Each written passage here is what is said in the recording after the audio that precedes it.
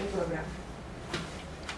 En este evento que para el Instituto de Física es de especial relevancia. Como ustedes ven, el título es Matrices Aleatorias en México, y vamos a tener una oportunidad de un recuento histórico de las contribuciones, sobre todo de físicos mexicanos al campo, y no solo el recuento histórico, sino vamos a poder enterarnos de los avances de temas de actualidad, y lo hacemos para festejar un evento que creo que es muy importante, que fue la contribución de un artículo de revisión, uno dice revisión, pero en realidad es un recuento de investigación, que salió publicado en 1981, y en el cual participaban de manera relevante 3 investigadores mexicanos, 3 investigadores del Instituto de Física. Todos de ellos están presentes, es Pierre Melo, Jorge Flores, y el tercero es un investigador que nos acompaña aquí, porque la segunda foto viniendo de allá para acá es con Tomás Roth. Ellos escribieron este artículo. Ellos habían estado trabajando por más de 10 años en temas similares, ¿sí? El uso de las matrices aleatorias para interpretar los espectros nucleares, las regularidades y las desviaciones de las regularidades de todos los espectros nucleares. Este trabajo fue muy importante, es una conclusión muy relevante de la física mexicana desde varios aspectos. Uno de ellos, y es el que celebramos hoy, es que ha sido un artículo muy citado, uno de los más citados de lo que se ha producido en México, que tiene ahora, hoy en día, más de 2000 citas, pero bueno, por supuesto, la importancia de un artículo no se mide solo en eso, sino en el impacto que ha tenido para muchos otros científicos que lo han utilizado, y que ha sido de gran importancia para el desarrollo de la física. La importancia obviamente radica en el hecho de que el uso de las matrices aleatorias se utilizó posteriormente ya no solo para la física nuclear, que era lo que se había iniciado, que había sido el motivo, sino para la interpretación de muchos fenómenos, en particular sistemas dinámicos y otros temas. No todo eso fue muy relevante. El artículo fue producido en 1981, y según me cuenta Jorge, buena parte fue hecho en la oficina que yo ocupo ahora, sí, en el piso de abajo, en la sección, ahí se reunían. Yo no tuve oportunidad de presenciar eso, pero sí tuve oportunidad de, pocos años antes, de trabajar con Jorge y con Pierre, precisamente. Yo fui alumno inicialmente de un curso que impartió Pierre con Rubén Barrera, y lo he dicho varias veces, y no solo por darle oportunidad, sino porque, pues cierto, realmente fue uno de los mejores cursos que yo pude tomar. Ese curso de electrodinámica que dieron a la Limón, Pierre y Rubén, para mí fue realmente algo que me impactó mucho y que tuvo muy gran importancia. Entonces, debido a eso, yo me acerqué a trabajar con ellos, y posteriormente impartieron un curso Jorge y Pierre, que era un curso de reactores nucleares, y luego me enteré que ellos estaban trabajando en ese tema también, porque eran asesores del INI, si mal no recuerdo. Entonces impartían ese curso, y pues realmente nos gustó mucho, ¿sí? Y yo con otros 4 compañeros, éramos 5 compañeros, decidimos hacer la tesis de licenciatura.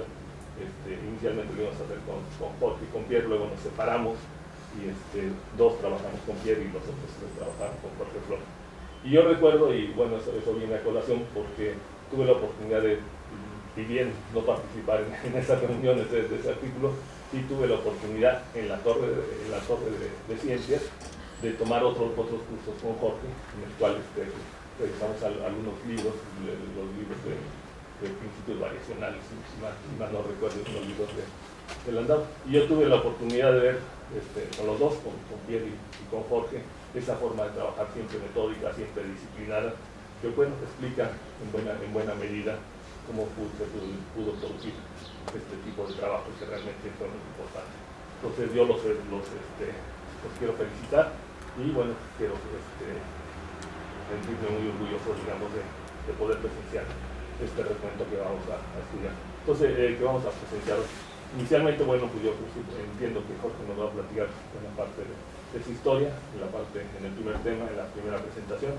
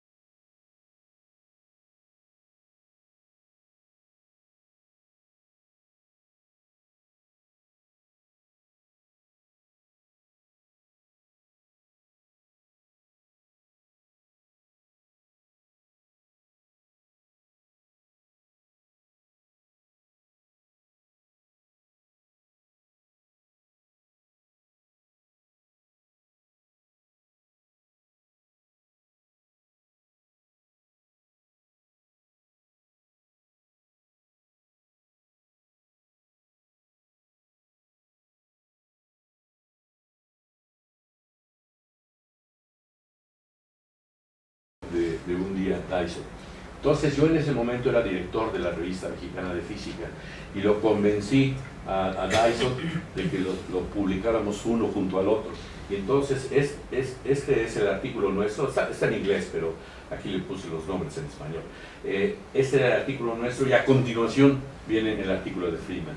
Entonces, vean ustedes, estábamos en colaboración con Claude Bloch, de Cloizeau, French, Wigner, Dyson, y eso es muy importante. Eso es algo que políticamente tenemos que hacer.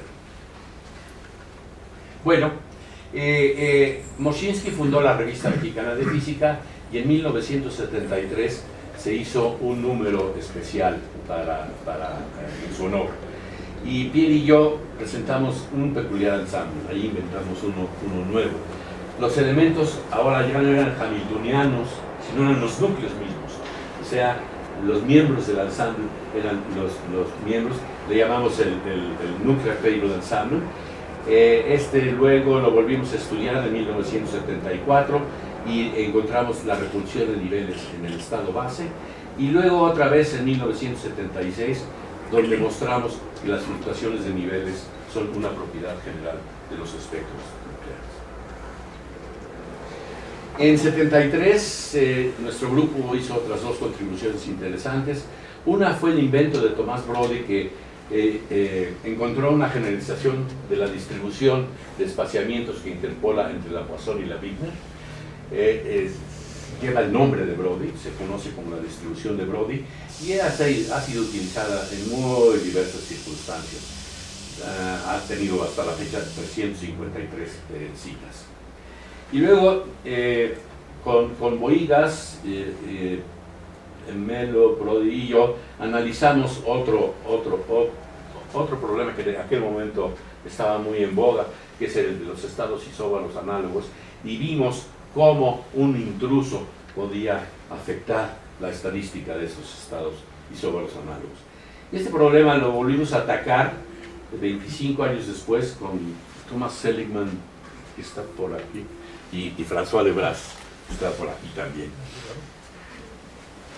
Es que están todos los colegas también. Sí.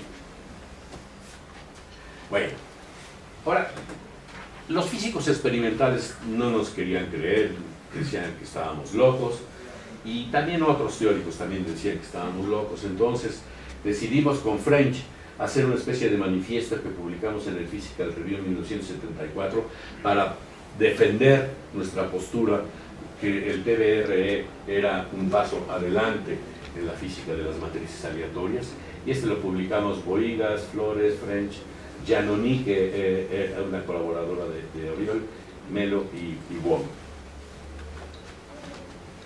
Bueno, entonces en 76 a nuestro grupo se le pidió presentar pues la segunda plática plenaria en un congreso internacional. En este caso se llamaba Interactions of Neutrons with Nuclei, y la conferencia la impartió Pierre Melo. Salieron las memorias del congreso y hay un trabajo de Melo, Flores, Brody, French y Wong que ya es un intento de hacer una revisión de la física de matrices aleatorias, y en ese sentido pues anuncia lo que haríamos en 1981 en el Reviews of Modern Physics.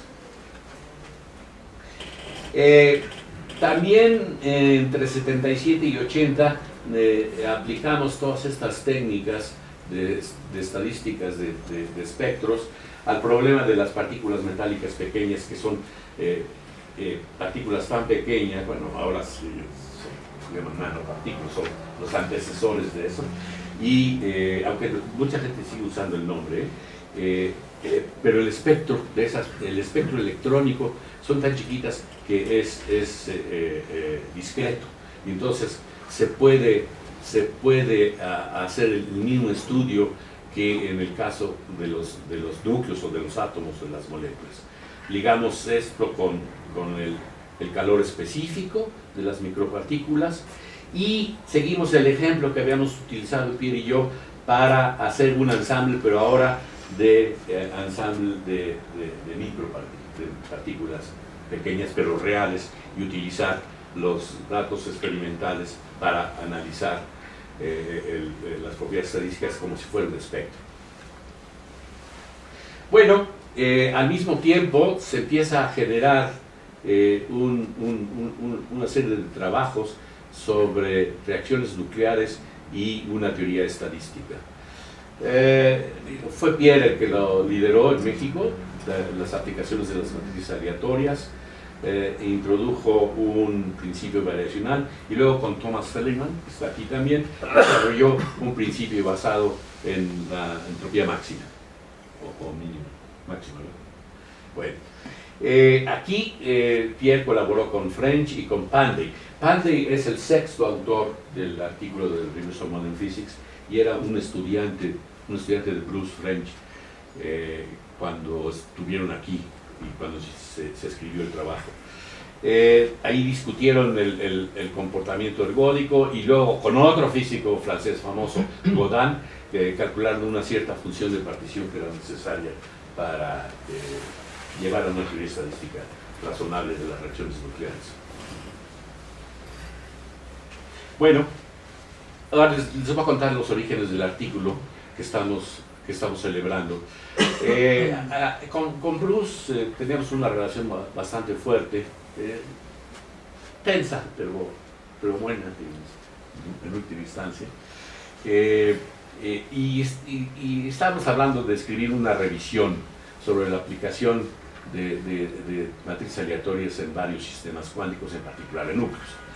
Michel Baranger era el editor de una revista importante, bueno, era como libro, que se llamaba Annual Review of Nuclear Science, y nos invitó a escribir este artículo. Y lo estuvimos discutiendo mucho, pero al final Bruce opinó, y con razón, que era mejor ser más ambiciosos y que no lo debíamos enviar aquí, sino preparar un artículo para la revista más importante de física, que es la Reviews of Modern Physics. Vino French de sabático entre 1978 y 1979, trabajó aquí en el Instituto de Física y, como dijo Manuel, a las 8 de la mañana nos reuníamos allí, yo era el director ya del Instituto de Física y había un saloncito ahí chiquito donde había una mesa y un pizarrón y allí trabajábamos con mucha frecuencia y allí French se peleaba con Tomás porque es que los dos decían que eran expertos en inglés, cosa que era cierta, pero lo malo es que eran expertos con puntos de vista ligeramente diferentes, entonces a veces no se podían poner de acuerdo en una coma, ¿verdad? O en una tontería, y al final la solución que encontramos varias veces era que lo escribiéramos Pierre y yo, y nos mandáramos por un tubo. Obviamente éramos menos expertos que ellos en el inglés. Bueno, ya cuando terminó el 79, el artículo estaba listo, estaba fundamentalmente escrito, faltaba preparar la versión final y en particular un trabajo que yo lo veía con terror, que era ordenar las referencias. Sé que tenía entre 300 referencias y eso era muy difícil de hacer aquí en México porque, como muchos todavía sufren, las revistas no todas están disponibles, cosa que no era cierto para Rochester, y entonces el equipo de French allá, sus secretarias y compañía, hicieron la preparación del manuscrito final y en particular de las citas que en aquel momento valían mucho la pena. Bueno, el propósito es presentar de forma autocontenida la teoría de los fenómenos de fluctuación en diversos sistemas cuánticos. Se trata también de dar una fundamentación apropiada para el uso de ensambles de matrices aleatorias y derivar algunos otros resultados generales. La comparación con los datos experimentales se da en física nuclear y física de partículas pequeñas. Esto es parte del abstract, lo traduje. Y bueno, todo esto se expone en 94 apretadas páginas, realmente son apretadas, son a doble columna, como la van a ver ahorita. Y es en una de las revistas con mayor impacto, en factor de impacto en la ciencia, creo que es la de mayor impacto. Le gana a Nature y a Science, el Reviews of Modern Physics. Tiene un número que no se lo pueden creer, 42. Pero no para hacer medicina, los de medicina tienen 100 y tanto. ¿Ah, sí? Ah, bueno. Los de medicina son... Pero de física es la Física más. puede ser. Sí. Bueno, de hecho, pues no solo hicimos una cosa de revisión, se hicieron muchos resultados nuevos. Yo en algún momento conté que habría ahí como 10 papers de los normalitos, ¿sí? Porque tenían cosas originales. Este es el abstract, ¿sí? Y aquí está Pandey. Pandey era un estudiante. Y bueno, nosotros creíamos que no debía ser coautor, pero pues French insistió muchísimo. Pandey se vino acá a México con ellos. Es un físico muy bueno, es indio, pero bueno, creo que lo que él colaboró en este artículo sí fue muy poquito, pero bueno, ni modo. Sí. Aquí están los contenidos. Como ven ustedes, hay de todo, consideraciones generales, que es la filosofía, luego una definición de los ensambles de matrices aleatorias, la densidad de niveles, fluctuaciones y correlaciones, medidas de la fluctuación, y luego análisis de datos, y aquí ya se entiende menos, pero intensidades de transición, la teoría modificada de reacciones nucleares, la teoría estadística, sí, estadística de reacciones nucleares. Esto es, ya no propiedades termodinámicas de partículas metálicas pequeñas y propiedades ergódicas. Y como ven, tenía un típico chal de apéndices. Ja, und no contiene nada sobre two-body random ensemble. ¿Cómo? No contiene nada Sí, sobre ¿cómo no? two-body Sí, sí. random. Sí. ¿Te puedes regresar? Ah, No, regrese. Uno de los ingredientes Regrese. más porque yo importantes de la estaba película. buscando Regrese, este regrese. artículo hace unos días. Yo estaba buscando y no. Además que ahí le llamamos Ah, ok. Es que se llamaba Embedded. Ok.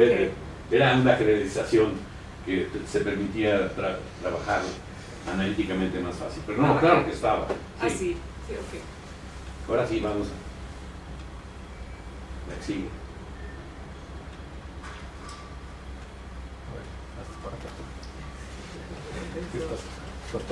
Ah, estoy Ay, tapando, perdón. Bueno, esta es la estadística de citas. Este es el año, llega hasta el 2015 y aquí son 100 citas, ¿sí? Como ven, aumentó rápido y curiosamente está estable. Ahora son como 50 o 60 por ahí, ¿sí? Pero lo que es muy interesante es la variedad de campos en que se utiliza. Miren, aquí les puse algunos de los campos de artículos de los últimos 2 años. Son sismología, cuestiones de la bolsa de valores, de índices financieros, precios, mercados financieros, redes biológicas e incluso tratamiento médico de enfermedades hereditarias. Aparte de muchos en física atómica, molecular. Bueno, esa es así hacíamos las cosas, así. Y ahora pues las hacen así. Pero yo les pregunté el otro día si a uno de mis estudiantes si habían visto el papel milimétrico y me dijo que no lo había visto. Es tan divertido eso, ¿no? Bueno, entonces yo quiero como pues moraleja de todo esto para los grupos que empiezan es que para tener éxito en esta cuestión de la ciencia internacional, lo que uno tiene que lograr es hacerse parte de la mafia. Si no eres parte de la mafia, no te hacen caso. Y si eres parte de la mafia, sí te hacen caso. Y por alguna razón, en el caso este que trabajamos entre 71 y 81, pues como vieron ustedes, éramos amigos de Wigner, de Dyson, de French, de Bloch, de Boigas, que luego fue muy famoso, en fin. Entonces, creo que la moraleja y es muy importante. Los grupos tienen que conseguirse amigos importantes y entonces su trabajo va a tener repercusión. Bueno, gracias. Muchas gracias, Jorge. ¿Y hay algún?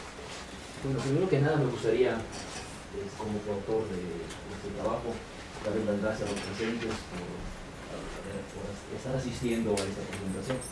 Y luego me gustaría mencionar una experiencia personal, en el sentido de que creo que los trabajos que hicimos en matrices aleatorias tuvieron más influencia en otros campos de la física que en física nuclear, conforme al dictum que nadie es profeta en su tierra. Y les quiero mencionar una anécdota. Por ahí los años 70, cuando desarrollamos el Nuclear Table Ensemble, bueno, en esa época iba yo con mucha frecuencia a Rochester para trabajar con Bruce French y me pidió dar un seminario. Pero la desdicha fue que me pidió dar el seminario en el grupo del Tandem de Rochester. El acelerador. Del acelerador Tandem. Sí, no, todo el mundo sabe lo que espero.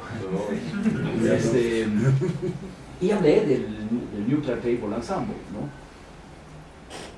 Ahí los únicos que estábamos de acuerdo con lo que yo estaba diciendo era, por supuesto, yo, Bruce French, uno que otro teórico como Colton, que acaba de morir, y los experimentales que estaban violentamente en contra, ¿no?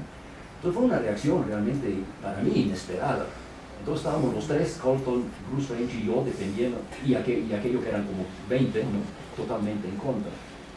Después me dice Bruce French, bueno, mira, lástima que haya sido así, pero es natural, porque these guys, me dice, these guys made their living measuring and computing spin and parity of every individual level in every individual nucleus.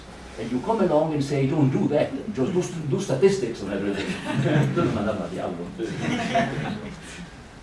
Muy bien. Pues creo que... bueno. Pues nada más que quisiera mencionar una cosa que creo que es importante también de contactos y de eso.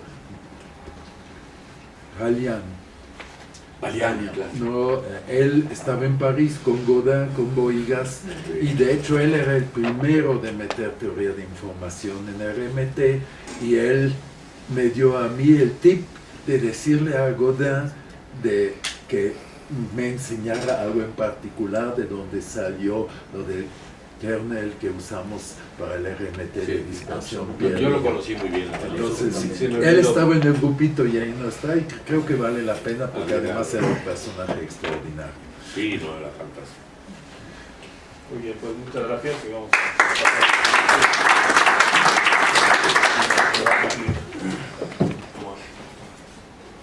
Bueno, pues supongo que vas a hablar en inglés, ¿no? Te presento en español. Bueno, las transparencias están en inglés, pero es que no estoy seguro, es como... Creo que hay gente que no habla español, ¿eh? I think, do you speak Spanish? Yeah. Manon? I understand, I don't speak, but I understand. Okay. Anyone here that does not speak Spanish? Pues, como quiera cada quien. Entonces continuamos con Thomas Göring, con Joint Probability Distributions over ON and UN with applications. Okay, well, thank you very much for, first of all, thank you very much for the possibility to give this talk. It's really an honor for me. And at the same time, the work is really closely related to what has been developed now 40, 50 years ago by Porter, Ulam, and Bordi, well, and Giamello, Tomaselli.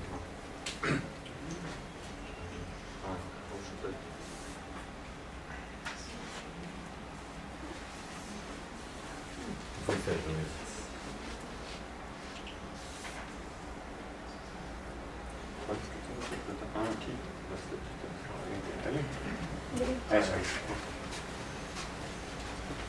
So this is the content, this is, hablar en español, en inglés, ¿no?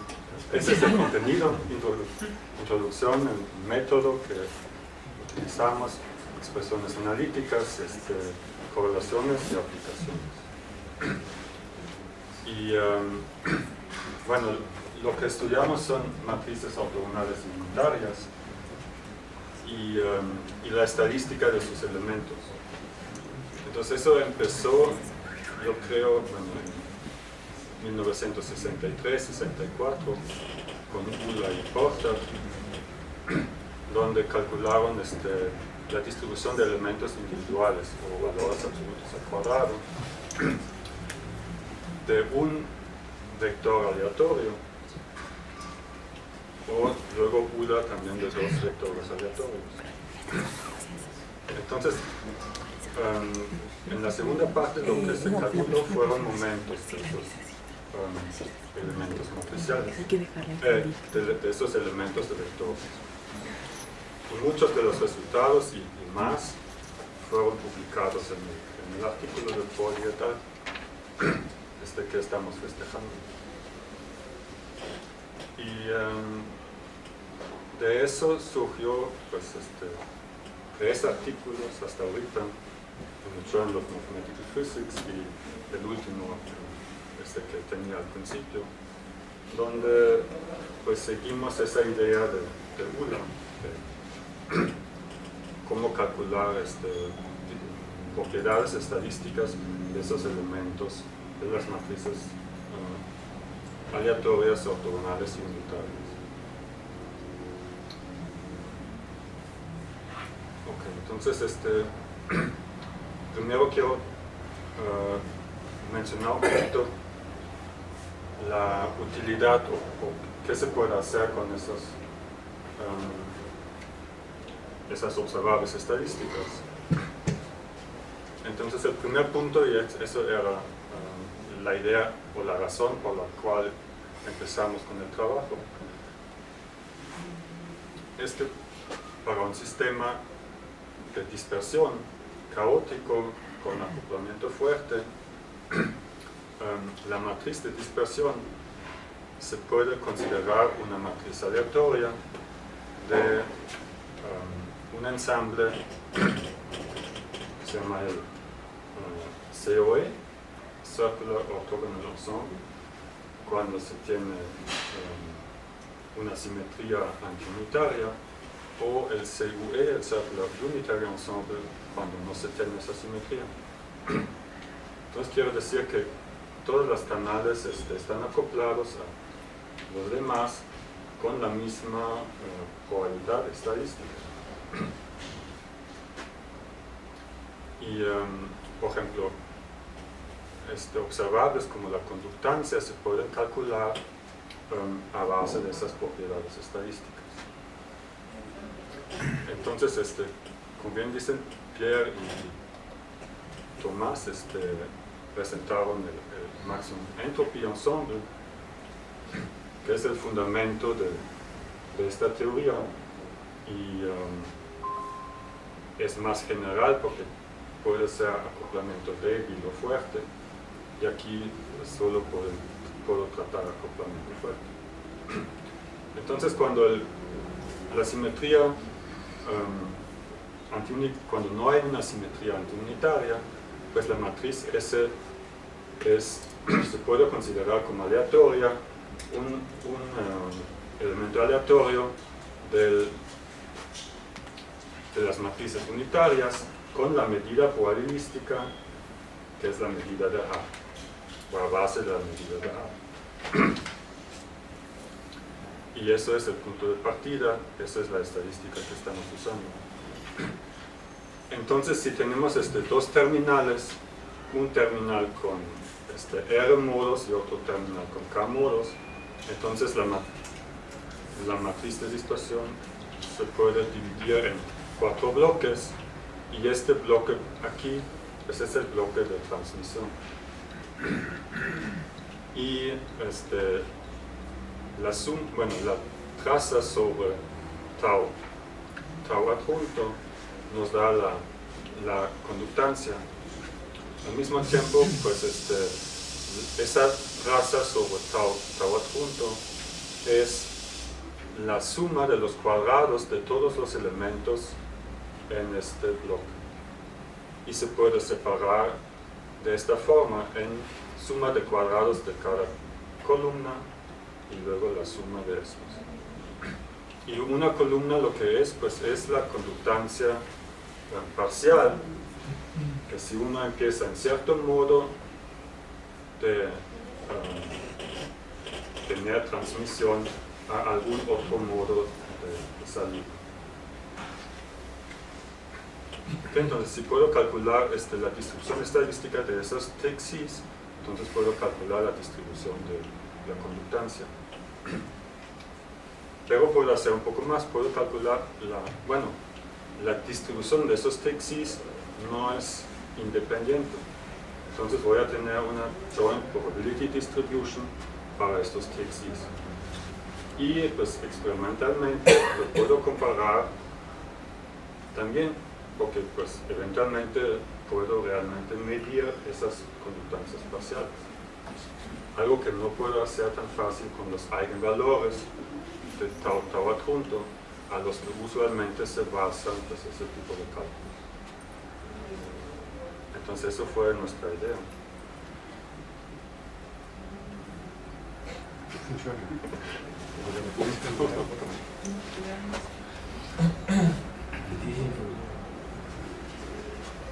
Okay. La otra idea o aplicación o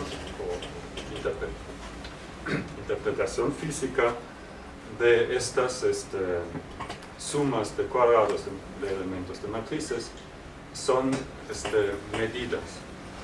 Entonces,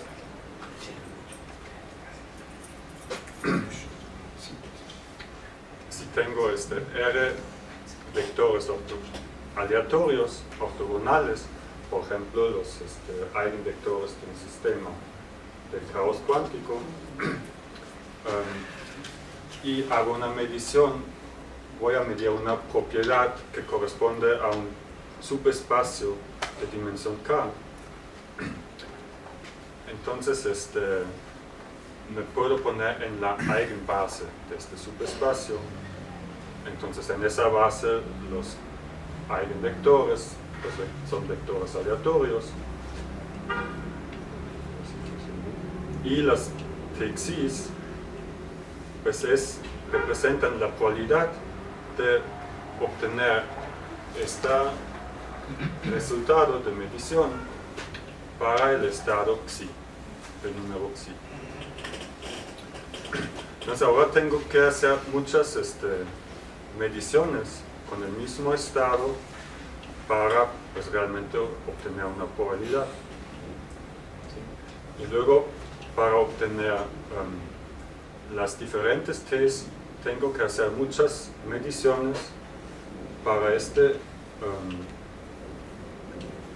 para cada uno de estos estados. Y nuevamente, pues la distribución de estas probabilidades T1 hasta TR no son independientes. Voy a tener una distribución de probabilidad conjunta.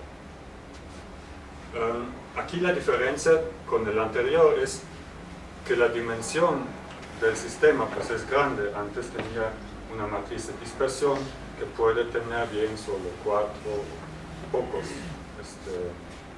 modos y una dimensión pequeña. Si hago caos cuántico, pues usualmente estamos cerca del límite semiclásico, entonces tenemos muchas dimensiones, una dimensión muy grande.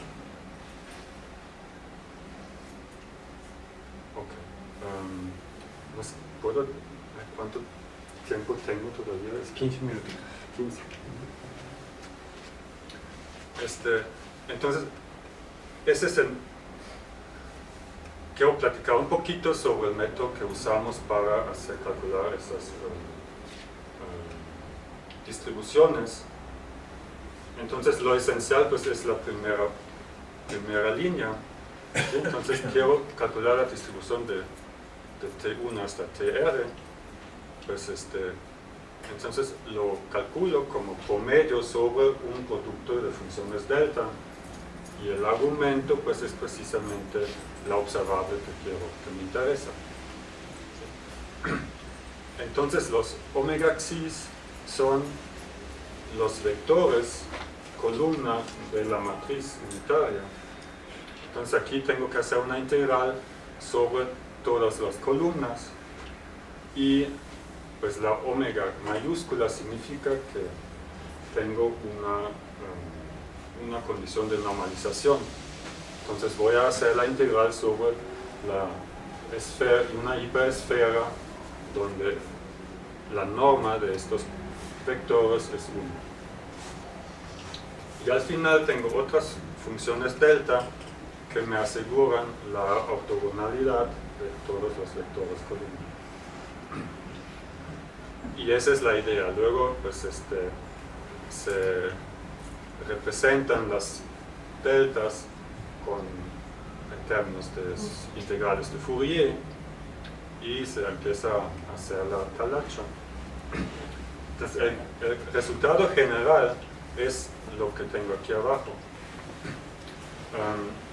Lo que se logra es hacer que la n, perdón, aquí hay un error, esta r debería ser, sí, perdón, aquí está. La n y la k, aquí abajo en el resultado final, solo son parámetros. Lo único que todavía queda como dimensionalidad es la r, el número de vectores columna que estoy considerando. Y bueno, pues podemos contar cuántos integrales todavía quedan de resolver. Por ejemplo, si tengo 3 vectores columna, pues esta tau nu puede ser 2, 1, 3, 1 y 2, 3, son 3 integrales. ¿Sí? Y aquí son 3 integrales más para llegar a mi distribución de polaridad conjunta. Todavía no logramos resolver esos integrales de manera completa, o sea, resolver todas las integrales para dimensión 3, para r igual a 3, solo para r igual a 2. Llegamos hasta r igual a 2. Okay. Ahora les voy a enseñar unas expresiones y resultados analíticos. Esas son fórmulas para un solo vector aleatorio. Entonces tenemos una sola variable que es la suma de cuadrados de k elementos de un vector de n elementos. Y esas propiedades están bien conocidos tanto como para el caso unitario como el caso ortogonal, y están en una variación pues se encuentran en el artículo de Fourier. Y aquí lo que ocurre es el caso ortogonal es equivalente al caso unitario, solo tengo que tomar la mitad de las dimensiones.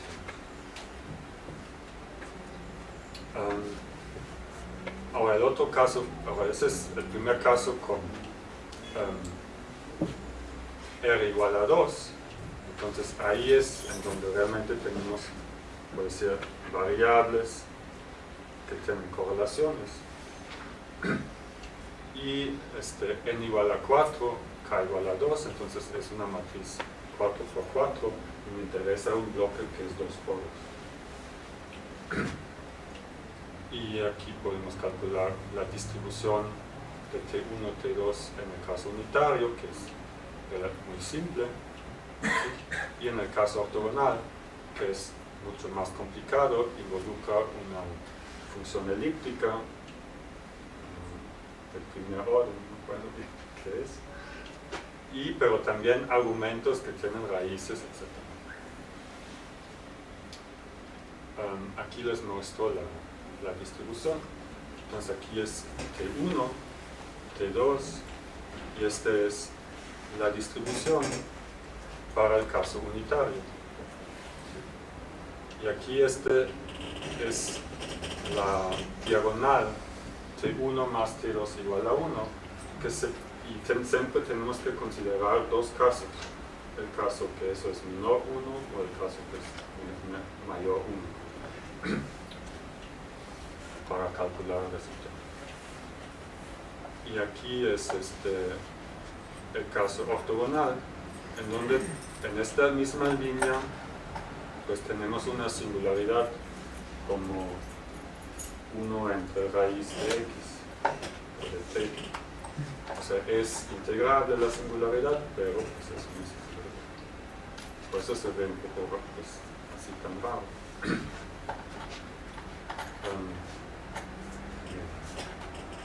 Okay. Aquí hay otros casos, el caso unitario para n igual a 6, k igual a 2. O sea, hago la suma de k elementos entre 6 y para dos vectores columna. Entonces ya es una distribución pues, ya no tan simétrica.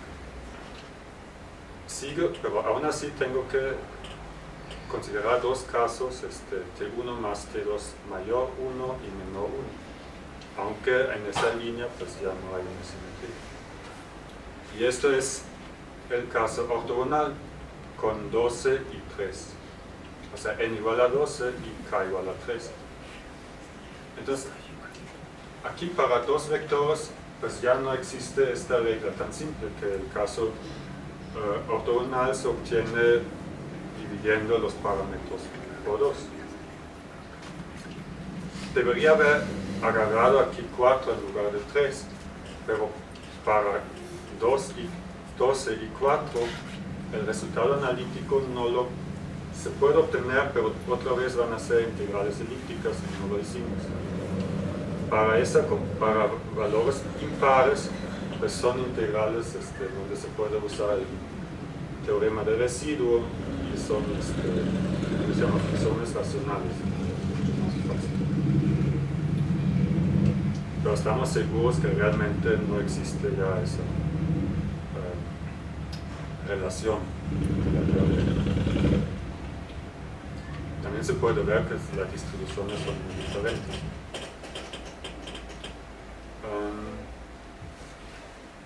Ok, ahora quiero hablar qué pasa si hacemos n más grande. Porque precisamente si nos interesa estudios de caos cuántico tradicional, digamos, con vectores aleatorios en un espacio de nivel grande. Entonces, lo que pasa con esas sumas parciales, pues las distribuciones se vuelven gaussianas. Si tienes suficiente número de elementos, pues es inevitable. Y las correlaciones entre las sumas parciales de diferentes vectores, pues se hacen menos importantes. Es lo que vemos aquí. Entonces, lo que se grafica aquí es la distribución conjunta menos el producto de las distribuciones de cada variable por sí sola. Entonces, si no hubiera correlaciones, esta función debería ser igual a 0. ¿Sí? Y pues aquí podemos ver para k igual a 5, pues que vemos correlaciones fuertes en todo el área. Pero aquí es k igual a 11, perdón, y la dimensión siempre va a ser 2k. O sea, voy a hacer la suma sobre la mitad de los elementos. Pero si se fijan en la escala, pues aquí es de menos 0.2 hasta 0.2, aquí de menos 0.15 hasta 0.15, aquí también hasta 0.15 y aquí también hasta 0.15. Entonces, las correlaciones no disminuyen, o sea, el valor máximo no disminuye. Siempre voy a tener máximos y mínimos del mismo tamaño. Lo que pasa es que se concentran en un área más pequeña. De hecho, también ese es simplemente el área en el que se concentra la distribución gaussiana. Ahora, lo que pasa es si tengo una distribución normalizada y hago el área más chico, pues las probabilidades se hacen más grandes, pero las correlaciones quedan del mismo tamaño. En ese sentido se hacen menos importantes las correlaciones.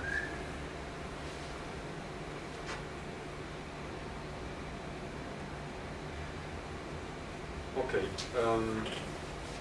ese es un poco complicado la idea de platicar eso, entonces voy a regresar mejor.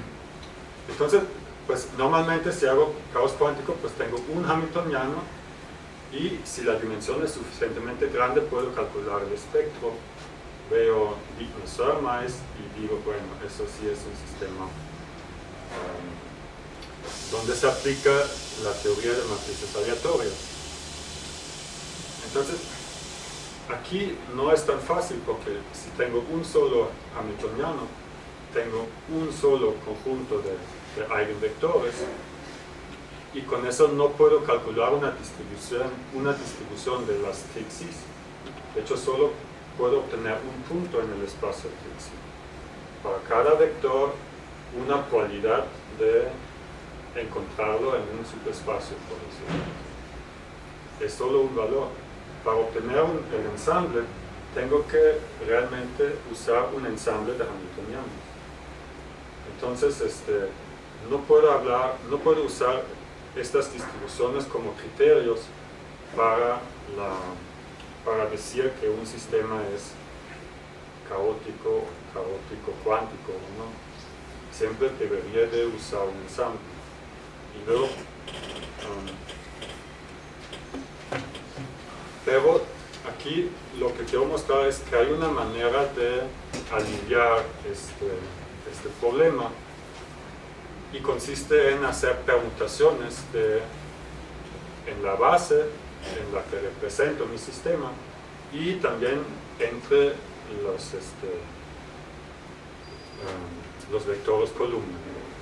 ¿Sí? Entonces, por ejemplo, si tengo aquí una matriz 4x4 y quiero calcular, pues quiero hacer sumas sobre dos elementos, pues puedo hacer, por ejemplo, T1 puede ser la suma de los primeros dos, T2 la suma de estos acá, o puede ser de los de abajo, o puede ser del primero y del último, puede ser del primer vector columna y el segundo, o del primero y del tercero. En total voy a tener 4 sobre 2 al cuadrado opciones. Entonces puedo obtener muchos valores para T1, T2. Y claro, si las matrices son más grandes, pues de hecho rápidamente tengo tantas opciones que no los puedo ya tomar todos en cuenta, tengo que hacer estadística.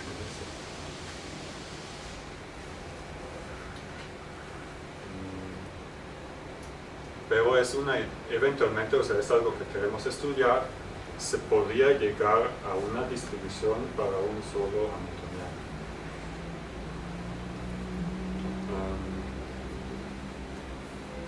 Esa es mi última transparencia. Pues las aplicaciones, pues las aplicaciones son en teoría de dispersión. Primero, eso es con lo que iniciamos. Measurement, resultados de mediciones, es tal vez lo más directo, o sea, eso es lo que siempre funciona, es la interpretación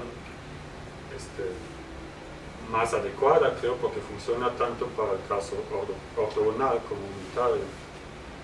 Y algo que estamos también estudiando es la overlap function, que consiste en agarrar un estado mixto, hacer una evolución con una matriz unitaria o una transformación aleatoria y compararlo con el mismo estado mixto. Y la idea es que si esta función de alguna forma nos puede dar, se puede usar para, por ejemplo, medir realmente los eigenvalores de ρ con menos mediciones que normalmente. también estamos viendo si, bueno, se puede también usar lo que hicimos para calcular ciertas propiedades de series de tiempo, del ensamble de Bishop. Y con eso termino. Muchas gracias.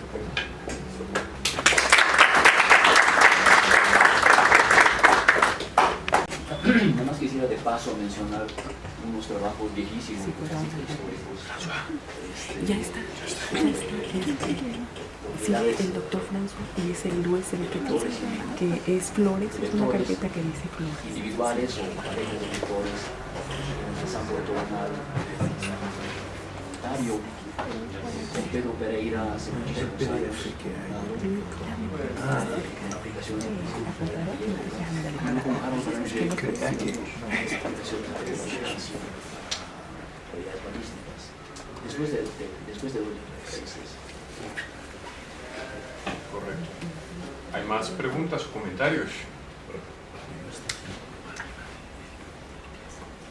¿No? Bueno, le agradecemos de nuevo, Tomás.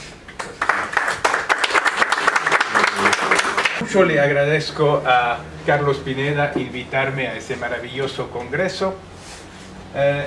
Cuando me hizo este flaco favor, me puso en un dilema porque lo que tenía era o unos refritos antiquísimos o una cosa que todavía no está para nada terminada, pero que considero muy interesante, y entonces no dudé realmente un instante en presentarles algo donde, por desgracia, no les voy a poder presentar ningún resultado real, pero un programa y unas cosas que me parecen sumamente.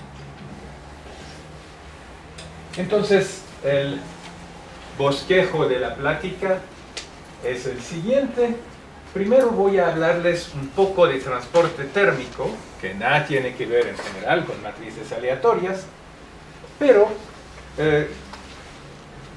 donde quisiera pues darles a conocer algunas preguntas elementales,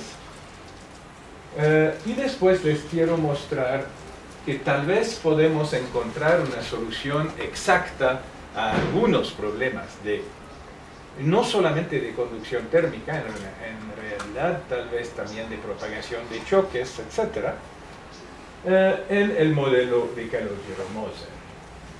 Entonces primero les voy a hablar del modelo, después de hablarles de transporte térmico les hablo del modelo, después con ese modelo les hablo del método de Olshanitsky-Perelomov, que es el que se usa para llegar al resultado.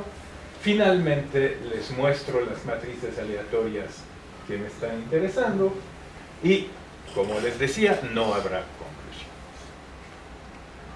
Bien, entonces, transporte térmico, ¿qué es? Ese dibujo debería resultarles medio familiar. Si tenemos una vara, digamos, el mango de un sartén, ¿verdad? A veces es más fresco de un lado que demasiado cerca y hay un flujo constante de calor. Ese es común.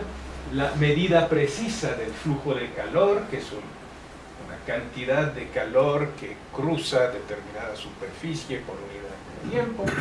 Este flujo de calor es proporcional para una muestra dada a la diferencia entre las temperaturas, todo eso lo sabemos, y el coeficiente de proporcionalidad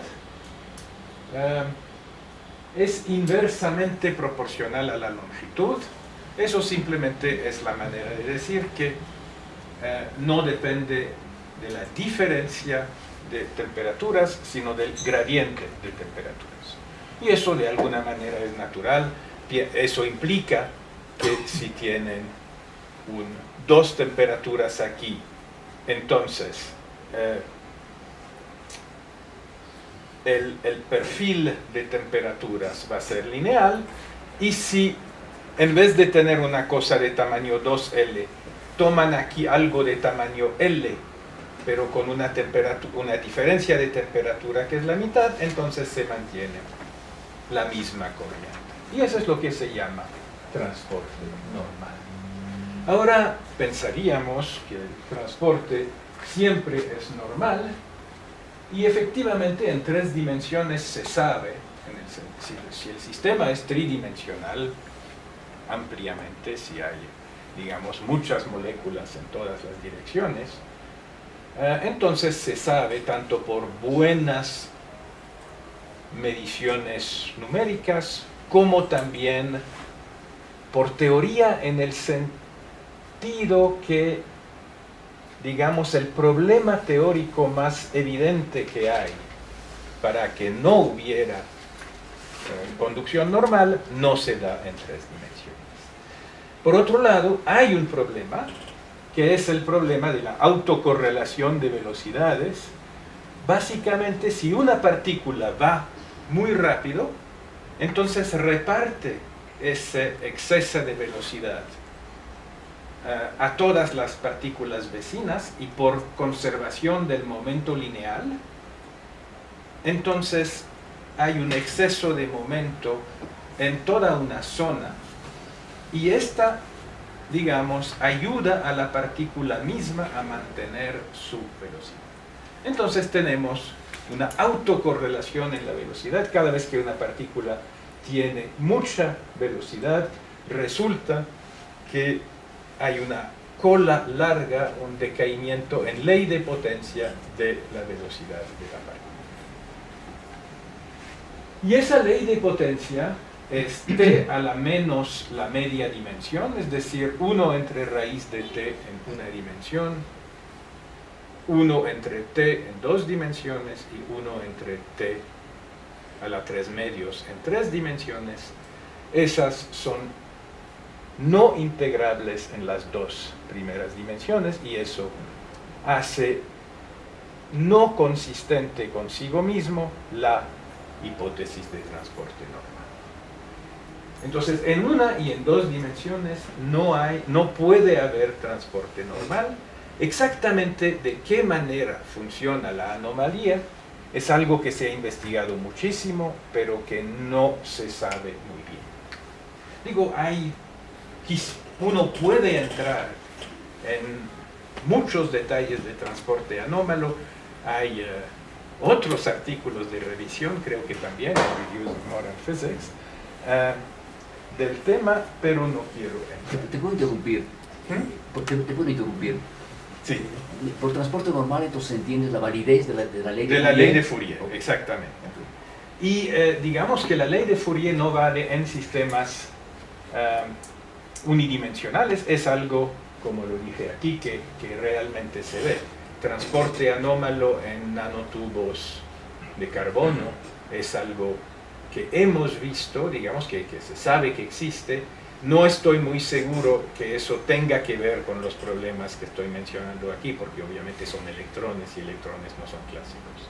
Pero, digamos, problemas en transporte unidimensional los hay cuando menos sobradamente en simulaciones numéricas. Y hay buenos motivos teóricos que se entienden muy bien, que la ley de Fourier, digamos, no va.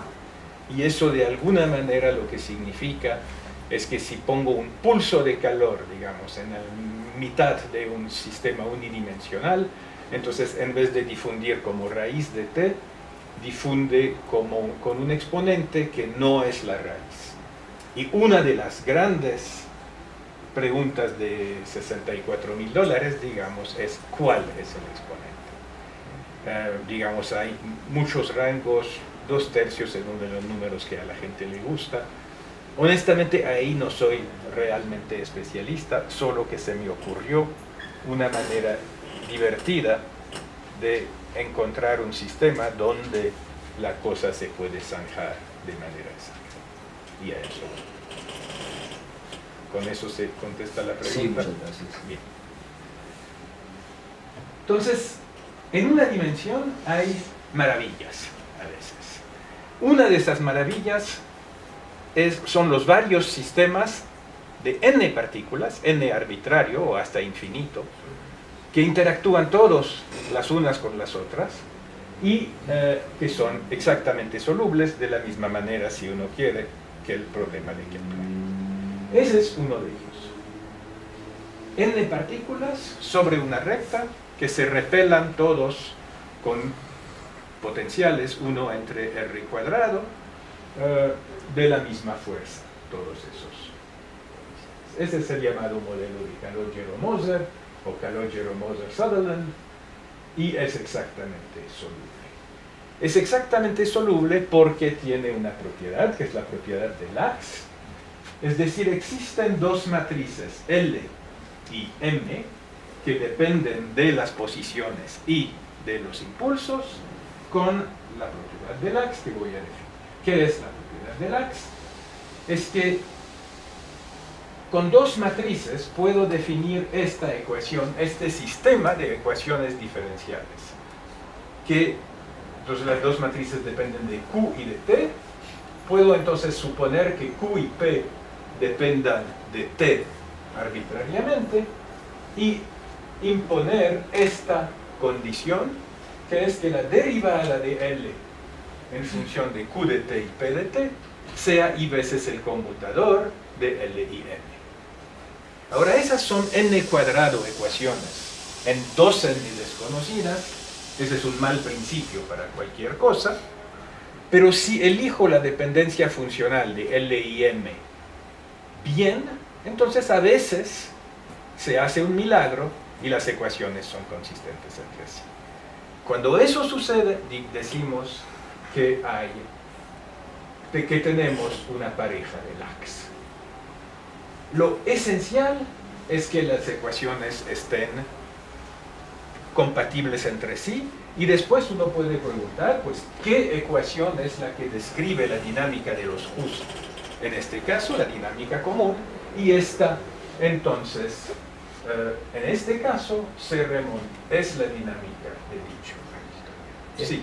¿Esto es cierto para todos los sistemas solubles en una dimensión? ¿Existe? Creo que casi todos se pueden Por resolver. ejemplo, el oscilador armónico. Sí, Ese es. se puede, seguramente.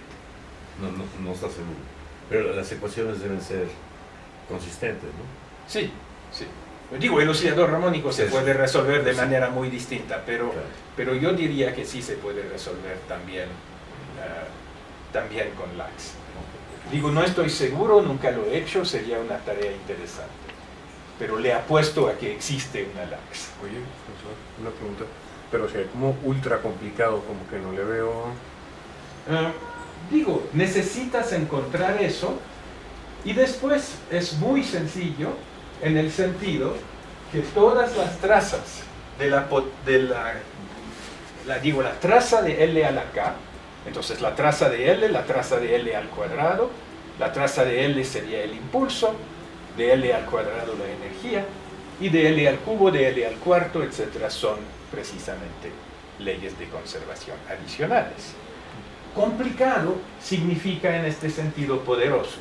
Es decir, obviamente, si tienes 27 partículas, todos interactúan la una con la otra, es improbable que simplemente mirando y diciendo encuentres la solución. Es realmente complicado y si lo haces numéricamente lo verás. Es un sistema que no está muy lejos de ser un sistema macroscópico. Entonces aquí es una talacha que me niego absolutamente a indicar siquiera cómo se hace, que esta matriz que contiene los P's en la diagonal y que fuera de la diagonal contiene la inversa distancia entre Qn y Qm multiplicada por un factor i, y esta cosa que es el inverso cuadrado y aquí una suma, que esas dos matrices, si pongo L punto igual al conmutador, obtengo las ecuaciones hamiltonianas. Digamos, para darles una idea entonces de qué significa, si escribo la ecuación para los elementos diagonales, entonces tengo LMM punto, que es la PM punto, la fuerza, y ahí debería calcular el elemento diagonal del conmutador de L y M, cosa que todos ustedes ya habrán hecho en la cabeza y habrán por ende visto que cuadra. Entonces eso es... y entonces tenemos esas trazas de L, L cuadrado, etc., lo cual parecería ser infinitas. Leyes de conservación no son infinitas, son nada más n, pero n leyes de conservación en involución es suficiente. Entonces es soluble y resuelve. Pero bien, como lo dices, esa solución no es transparente. Entonces aquí viene la versión transparente.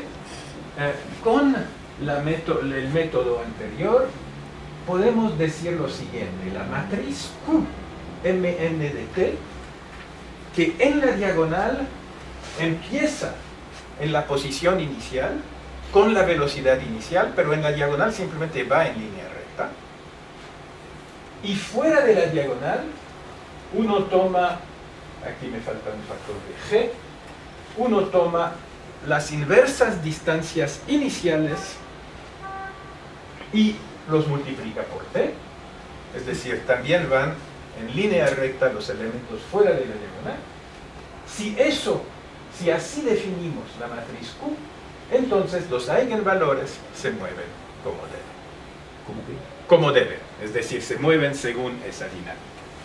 Entonces aquí tenemos una matriz hiper sencilla y sus eigenvalores son un sistema físico, son un sistema de partículas en una dimensión interactuando cada cual la una con la otra con 1 entre x cuadrado. Esta T es el tiempo. Esa T es el tiempo. Entonces, ahí tenemos los elementos de diagonal, empiezan en su lugar y se mueven en línea recta, pero añado a eso un elemento fuera de la diagonal que también crece linealmente con el tiempo, pero que es la inversa distancia entre las dos posiciones iniciales. Como si intercambio Qn y Qm cambia el signo, entonces para tener una matriz hermitiana necesito la unidad imaginaria. Esa no es tanto misterio como puede parecer. Entonces esa matriz me linealiza de alguna manera el desarrollo temporal de ese sistema complicado. Ahora tomamos la versión sencilla. Empiezo con todas las partículas en lo que ustedes llamarían tal vez el espectro de un oscilador armónico, es decir, equidistantes. Equidistantes, es decir, Qm de 0 es m. Y si además las tomo no solamente equidistantes, sino en reposo, entonces pasa algo muy sencillo, valga decir absolutamente nada, porque todas las fuerzas están equilibradas. Y entonces tenemos aquí esa matriz, y lo que nos dice es que esa matriz siempre tiene los enteros como espectro, y como sabemos el espectro, entonces calculamos sin mayor trámite también los eigenvectores. Eso se puede resolver sin dificultad, es decir, eso se calcula, y esos eigenvectores básicamente tienen esa forma, oscilan y tienen una evolvente gaussiana. Digo, como son vectores con coordenadas enteras, pues es una discretización de eso, pero para t grande eso es lo que pasa. Son, si uno quiere, estados coherentes, es decir, evolvente gaussiana y oscilación, más o menos. Entonces tenemos eso, pero eso obviamente es un sistema excesivamente sencillo. N partículas equiespaciadas en reposo, eso sí sabemos lo que hace. Entonces pongámosle vida, pongámosle impulso. Entonces pongo unos pKs que son gaussianas independientes, y entonces tengo aquí una matriz con elementos aleatorios, y ahí todos habrán reconocido lo que pasa. Bien, entonces ahí tengo mi matriz aleatoria. Como voy de tiempo,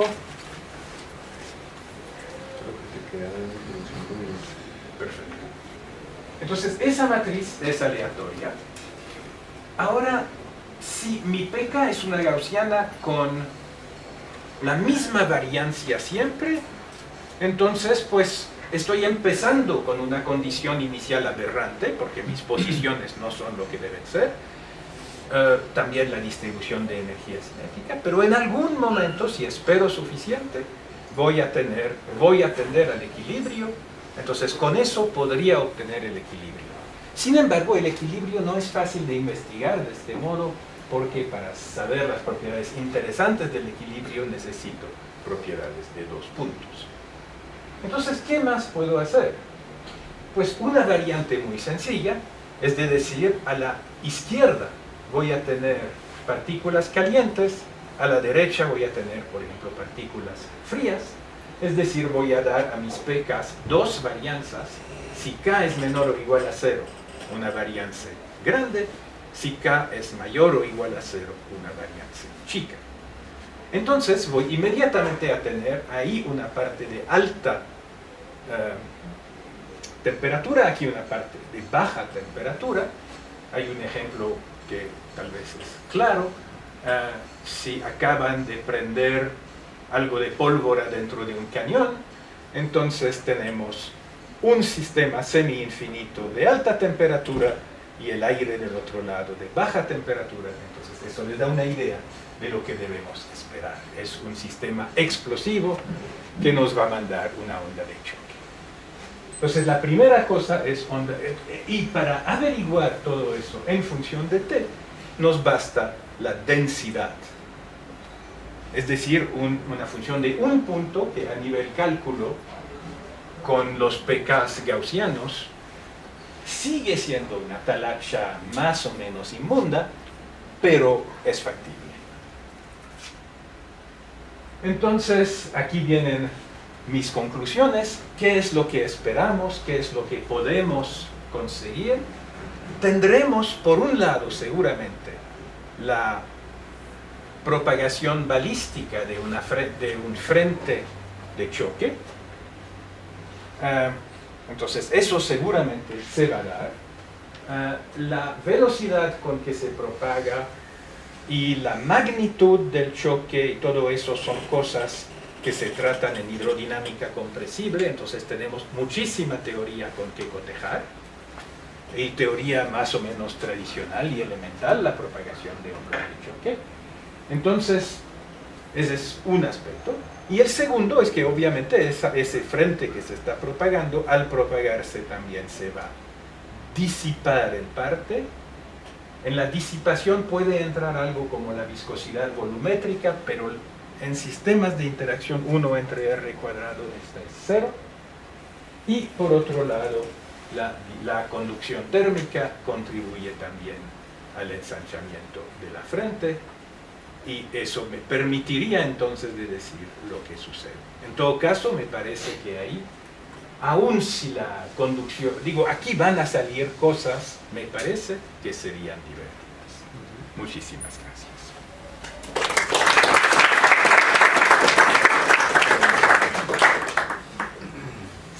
François, ¿qué se conoce de estas ecuaciones, de las soluciones de estas ecuaciones en el caso estacionario?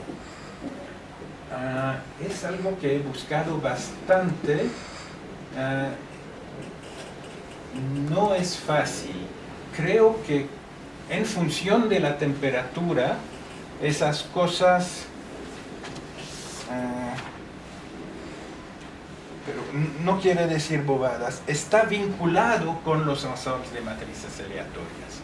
Pero según tengo entendido, no tiene las mismas correlaciones de largo alcance. Pero, grosso modo, no, hasta puede ser que en equilibrio, cuando vemos a una temperatura... No en equilibrio estacionario. Sí. Eso no lo puedo manejar con esas herramientas. Estacionario no puedo. Y aún en equilibrio, creo que a temperaturas idóneas es, por ejemplo, un GUE o un GOE, las partículas. Y si uno varía la temperatura, entonces uno obtiene estadísticas intermedias. Sí, porque si T1 es diferente de T2, no vas a tener un caso en equilibrio, sino una transmisión estacionaria de calor, ¿no? Sí. El caso estacionario no veo manera de estudiarlo mediante las técnicas que tenemos, porque no veo manera de fijar 2 temperaturas y esperar largo rato. Mientras que el método, digamos, transitorio que estoy diciendo, eso es relativamente sencillo. Uno parte de esa condición muy particular donde conocemos todos los eigenvectores y después ponemos los pKs, entonces la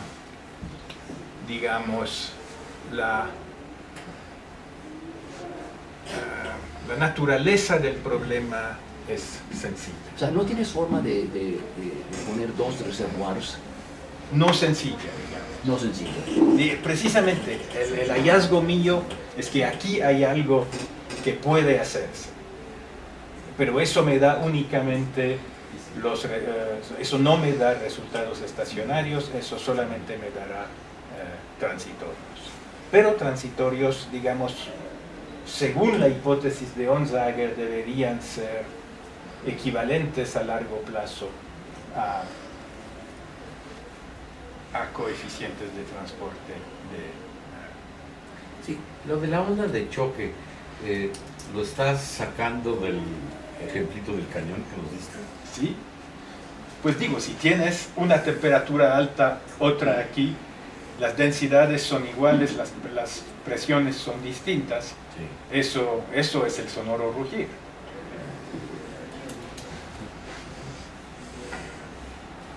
No hay otra. No hay, digo, habrá onda de choque, eso me parece innegable. Sí, Carlos. Sí, existe el equivalente de la condición de Lax, pero utilizando paréntesis de Poisson en vez de conmutador.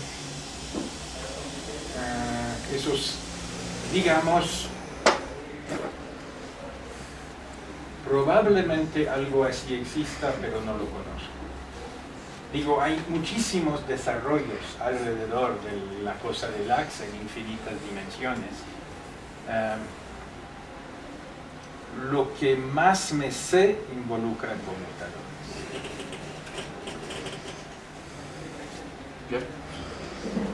Solo quisiera decirte el origen de mi pregunta. Es que yo he visto que se ha desarrollado una fórmula tipo Landauer para la conducción térmica en este tipo de sistemas y quería saber si tienes algún comentario que hacer sobre eso. Digo, me parece excelente que haya una fórmula tipo Landauer, pero ahí no sé cómo es. Para sistemas clásicos hay una fórmula... Para sistemas clásicos y en el caso estacionario, por supuesto. Sí. Por eso es el origen de mi pregunta. Y tienen generalización al caso cuántico también. Muy bien. Pues digamos, lo que diría es que cuando hacemos hidrodinámica damos por sentada la identidad entre los coeficientes definidos en el régimen transitorio y los estacionarios, cuando menos después de tiempos suficientes. Entonces yo creo que cualesquiera datos que uno saque de ahí se podrían aplicar o digamos podríamos luego hipotetizar esa identidad y obtener resultados sobre el estado estacionario. Pero sería a nivel de hipótesis, digamos, el caso estacionario no lo sabría manejar de este modo. Gracias. Bueno, agradecemos de nuevo a François.